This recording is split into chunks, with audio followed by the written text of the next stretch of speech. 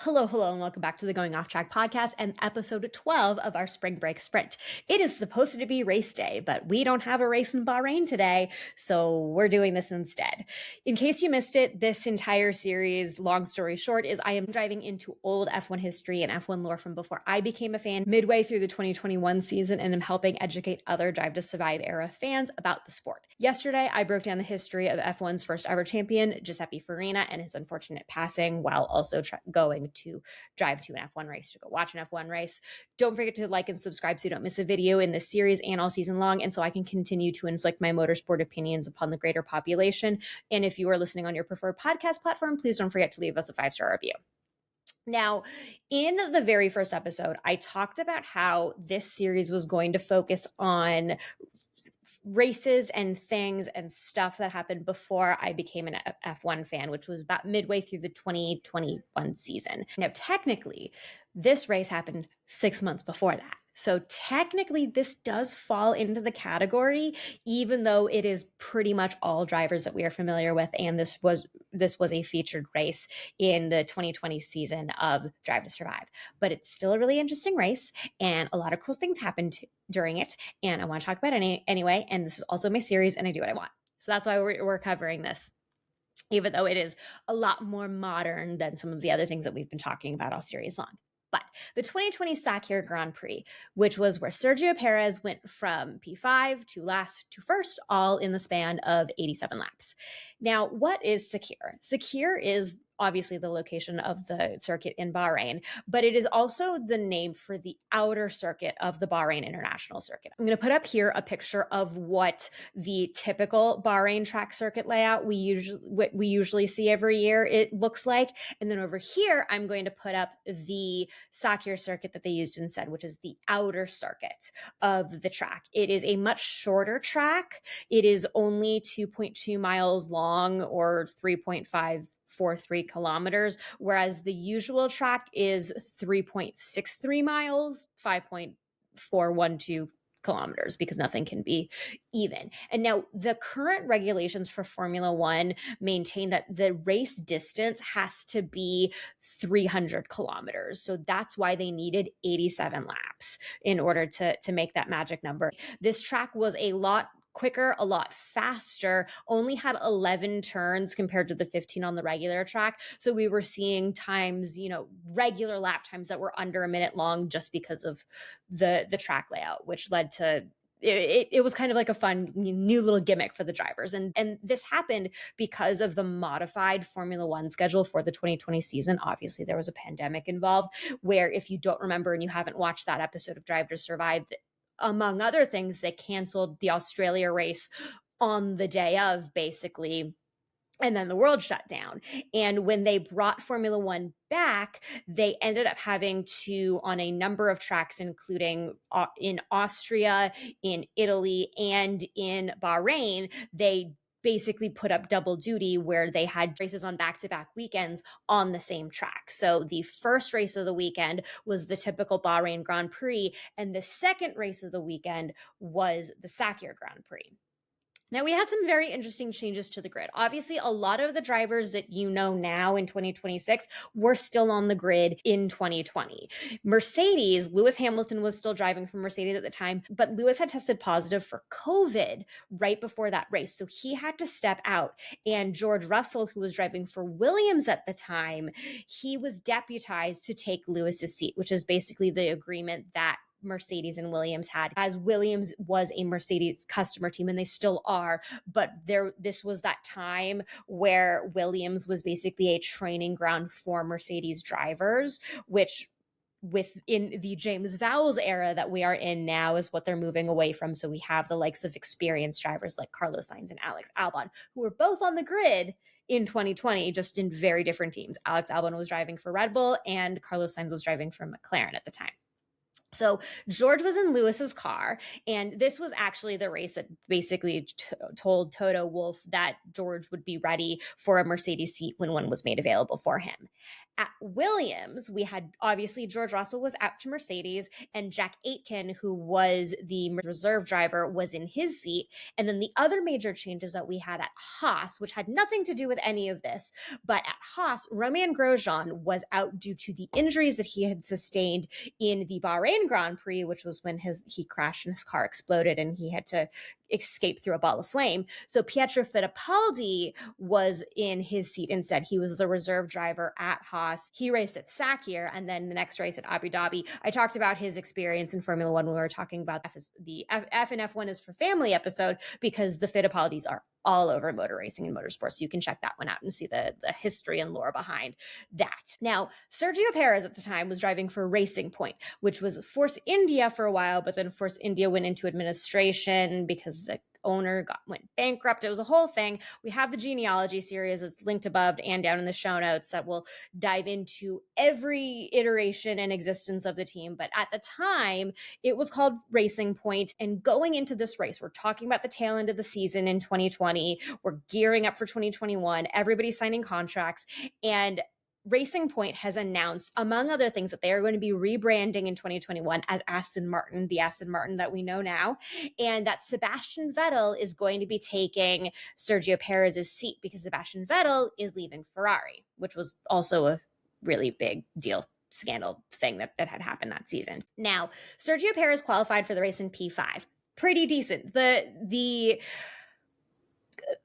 The Racing Point car, the bright pink car that it was actually a very decent car, which especially compared to like the Ferraris, the Mercedes, the Red Bulls, the McLaren was kind of just the tertiary. Like McLaren and Racing Point were kind of at the same level at the time. And on the opening lap of the race, where racing incidences tend to happen, Charles Leclerc in his Ferrari, he tagged Sergio Perez, collected Max Verstappen, so they were both out of the race. And Sergio Perez, pitting under the safety car, comes out dead last in P18. But he powers through, and he powers through really well. And obviously one of the benefits of pitting very early on in the race, especially if you're in a competitive car, is you can overtake. And when you overtake, you're not going to get re-overtaken by those cars when they go into pit, and then you have to pit again. So it takes 20 laps for Perez to get back into the points. And I would kept checking him like, oh, he's making some moves. He was in podium contention by lap 45. And then when he made his last pit stop on lap 48, he came out in the points still in P9. And now at the time, George Russell in the Mercedes and Valtteri Bottas, they were basically on cruise control. They were ready for anything almost, but they were killing it. George was having the race of his life, especially after having spent so much time in the Williams. And I remember one of the first things that I was ever told about Formula One was, you want to see good things for Williams, but their car is not very competitive. So George was, we wouldn't say languishing in a non-competitive car, but clearly George was more talented than the car that was available to him at the time in 2020. But then you put him in Lewis Hamilton's Mercedes, and all of a sudden he's looking freaking great. On lap 54, Nicholas Latifi retired on track, foreshadowing a little thing that happened in Abu Dhabi in 2021, a year later.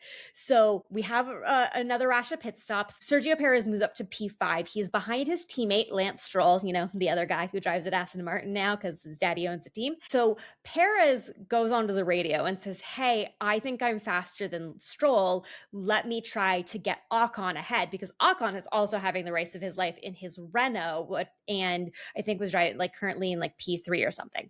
So no comment on the radio, but then Lance Stroll locks up and Perez is able to overtake him anyway, and then immediately does get Esteban Ocon. So he's sitting in P3 behind George Russell and Valtteri Bottas. And then Jack Aitken happened. Now, Jack Aitken, like I said, was driving in George's car at Williams. And apparently when Williams put out their weekly brief, we assume George is doing well over at Mercedes this week. So, and I thought that was funny. But Aitken on lap 62 lost his front wing.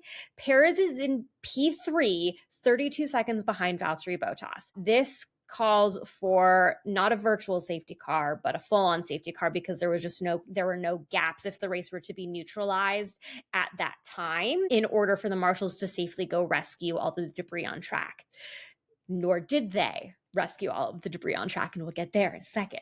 So Mercedes decides that they're going to double stack to try to cover off the restart. So they're going to put both cars on fresh tires so that when the race restarts, because they have so much space, because like I said, Perez is 32 seconds behind P2, and a safety car pit stop is like they could cover that easily. But they don't. They mess this one up big time. George has a slow pit stop. He's 5.3 seconds, which is not something that you see out of Mercedes, nor do you see out of Mercedes when they had a 27.4 second pit stop. Those are pit stops that you saw when Valtteri Bottas early on with Stake, because they had very, very big problems a couple of years ago with their wheel nuts. And so they could not change their tires on the car. Ultimately, they put old tires back on Bottas's car, and then they have to call George and say, George, you need to come back to the pit because we put Bottas's tires on your car, and you can't have that or you're going to get disqualified.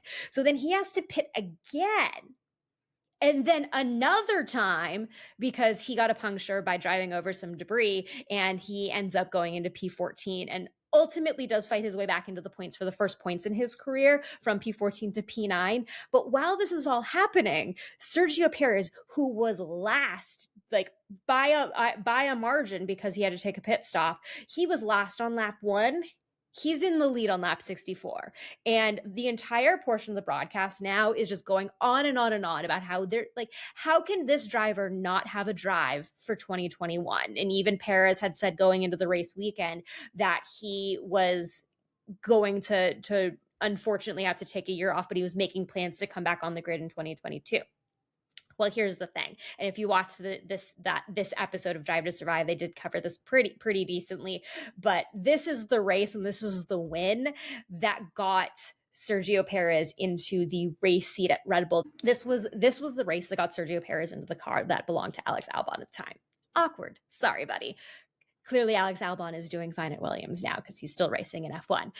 But he also set the record with this win when he finally did win the race. Because remember, lap 64 feels like the end of the race for a lot of races, except when your race is 87 laps long. It took forever. So Perez ended up setting the F1 record for most races before a win with 190. And his previous best finish had been P2 in Turkey 2 races before. And his last P2 finish before that was all the way back in 2012 when he was driving with Sauber a million years ago, like right after he joined the grid. This podium was wild. It was a Sergio Perez P1, Esteban Ocon P2, and a Lance Stroll P3. That podium is just wild to me. Ocon's best finish prior to his P2 at the time was a P5 at Spa, and then Lance Stroll, this was his 3rd podium and his 2nd of the season, and I don't think he's had one since. But anyway, that's Lance Stroll for you.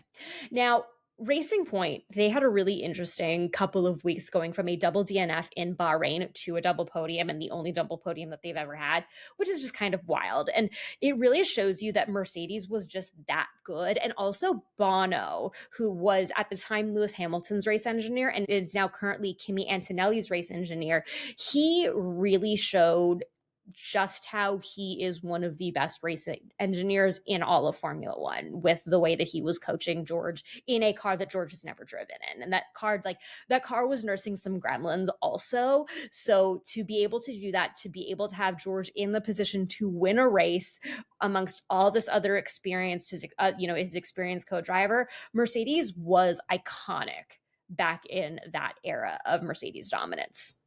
And they're probably coming back to it, but hopefully we have other teams that will be coming up and improving to what Mercedes has been showing us so far in 2026. And I think it's also hilarious that George's first points in Formula One weren't even in his own car. Definitely, if there is a race that I would recommend that you watch, it's every race that I've already watched for an episode in this series or in the history of this podcast, but definitely go to the 2016 episode and watch the highlight races. Watch the 2005 US Grand Prix broadcast because that race was ridiculous. Watch the Crashgate race and definitely also watch the 2020 Sakhir Grand Prix. Now, coming up next, we are going to dive into a little bit of why it took Nigel Mansell 13 years to win his first and only F1 title, but 13 years is a really long time to win a world championship, but we'll see why, because of who he was going up against. So don't forget to subscribe so you don't miss a video in the series and all season long. And thanks for going off track with me, and I will see you in the next one.